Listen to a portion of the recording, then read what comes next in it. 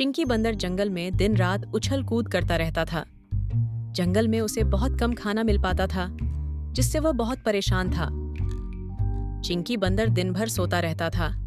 एक दिन उसकी पत्नी पिंकी बंदरिया ने कहा, सुनो जी, कुछ ऐसा करो कि हमें भरपेट खाना मिल सके। चिंकी बंदर ने कहा, मैं क्या करूं? ये भोलू हाथी सारे केले खा जाता है। अगर मैं गलती से एक दो केले ले भी लूं, तो वह पूरा पेड़ हिलाकर मुझे नीचे गिरा देता है। दो पहले बड़ी मुश्किल से मैंने अपनी जान बचाई थी। चिंकी बंदर का एक छोटा सा बच्चा भी था। दोनों को उसके खाने की चिंता भी रहती थी। एक दिन चिंकी बंदर ने कहा, सुन पिंकी, मैं सोच रहा हूँ शहर चला जाता हूँ। सुना है वहाँ बहुत सा खाना मिल जाता है। अगर सब ठीक रहा तो मैं वापस आकर तुम दोनों को भी ले जाऊंगा। अगले दिन चिंकी बंदर शहर पहुंच जाता है। वहां उसे बहुत अच्छा खाना मिलने लगता है। कभी किसी की छत पर, कभी रास्ते पर वह फल और खाने का सामान उठाकर भाग लेता था। एक दिन चिंकी बंदर एक जगह पर बैठा आराम कर रहा था। तभी उसने देखा कि एक जादूगर जादू दिखा रहा है, जिसे देखकर सब लोग ताली बजा रहे थे और जादूगर को बहुत से पैसे दे रहे थे। चिंकी बंदर को यह काम बहुत पसंद आया। उसने सोचा, क्यों ना मैं जादू सीख जाऊं, तो जंगल के जानवर मुझे भी खाना लाकर ले दिया करेंगे और मेहनत भी नहीं करनी पड़ेगी। अब चिंकी बंदर दिन में जादू के करतब सीखने लगा। धीरे धीरे उसे सब पता लग गया कि कैसे जादू दिखाया जा सकता है। जादूगर के पास बहुत सा सामान था। एक दिन रात के समय चिंकी बंदर ने जादूगर का कुछ सामान चुराकर एक पोटली में बांध लिया।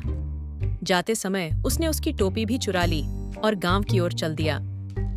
गांव पहुंचकर उसने अपनी पत्नी पिंकी से कहा, अब देख मैं क्या करता हूँ। बस तू ये टोपी और कपड़े मेरे हिसाब से सही कर दे, फिर देखना हमें कभी भी खाने की कमी नहीं होगी। पिंकी बंदरिया ने कपड़े छोटे कर दिए और टोपी भी छोटी कर दी। अगले दिन चिंकी बंदर ने सभी जानवरों को जादू दिखाने के लिए बुलाया। चिंकी बंदर तैयार होकर हाथ में एक डंडा लेकर जादू दिखाने लगा। जंगल के भोले भाले जानवर उसके जादू को देखकर आश्चर्यचकित रह गए। चिंकी बंदर ने एक मेज में बीच में सुराख कर रखा था। उसने उस पर एक कपड़ा बिछा दिया था, जो कि बीच में से फटा हुआ था। चिंकी बंदर ने कहा, भोलू हाथी अपने केले यहाँ रखो, मैं जादू से आधे केले गायब कर दूंगा। भोलू हाथी ने कुछ केले रख दिए। इधर उसने पिंकी बंदरिया को सब समझा दिया था। वह मेज के नीचे बैठ गई और जैसे ही चिंकी ने केलों पर कपड़ा ढका, उसने मेज के सुराख से आधे केले निकल लिए। चिंकी ने कपड़ा हटाया तो वहां आधे ही केले थे। ये देखकर सब ताली बजाने लगे। चिंकी बंदर ने कहा, मैं किसी का भी खाना गायब कर सकता हूँ। अगर तुम सब अपना खाना बचाना चाहते हो तो हर दिन मुझे अपने खाने का आधा दे जाया करो। ये सुनकर सभी जानवर डर गए। अगले दिन से सब अपना आधा खाना चिंकी बंदर के पास रख जाते थे। चिंकी, पिंकी और उनके बच्चे के मजे आ गए। तीनों मिलकर मजे से खाना खाते। चिंकी दिन भर सोता रहता था। इसी तरह समय बीत रहा था, लेकिन जंगल के जानवर बहुत परेशान थे। वे बड़ी मुश्किल से खाना इकट्ठा करते और आधा खाना उन्हें चिंकी को देना पड़ता था। एक दिन शहर से मिट्ठू तोता अपने घर आया। वह शहर में एक सर्कस में काम करता था।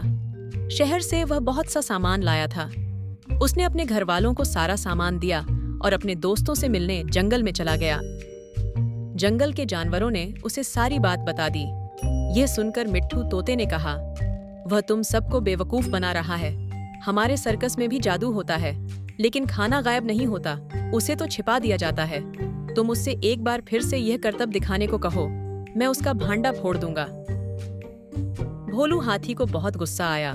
वह बाकी जानवरों के साथ चिंकी बंदर के पास पहुंचा और बोला, जादूगर भाई, हमें एक बार फिर से अपना जादू दिखा दो। चिंकी बंदर बोला, अभी तो मेरे सोने का समय है, कल इसी समय आ जाना। अगले दिन सभी जानवर मैदान में इकट्ठा हो गए। भोलू हाथी ने कहा, भाई, उस दिन की तरह मेरे आधे केले गायब करके दिखाओ, सौख। चिंकी बंदर ने कहा, अरे इसमें कौन सी बड़ी बात है, लाओ केले दो। भोलू हाथी ने केले मेज पर रख दिए। दूर पेड़ पर बैठकर मिट्ठू तोता यह सब देख रहा था। जैसे ही चिंकी बंदर ने केलों पर कपड़ा ढका और डंडे घुमाकर जादू करने लगा, मिट्ठू तोता कपड़ा लेकर उड़ गया। सबने देखा कि पिंकी बंदरिया मेज के नीचे बैठकर मजे से केले खा रही थी। सभी को चिंकी की चालाकी के बारे में पता लग गया। चिंकी बंदर को भोलू हाथी ने अपनी सूंड से उठा लिया।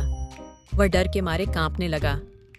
भोलू हाथी ने कहा, अब तुझे सारा दिन जंगल से खाना इकट्ठा करके हमें देना होगा।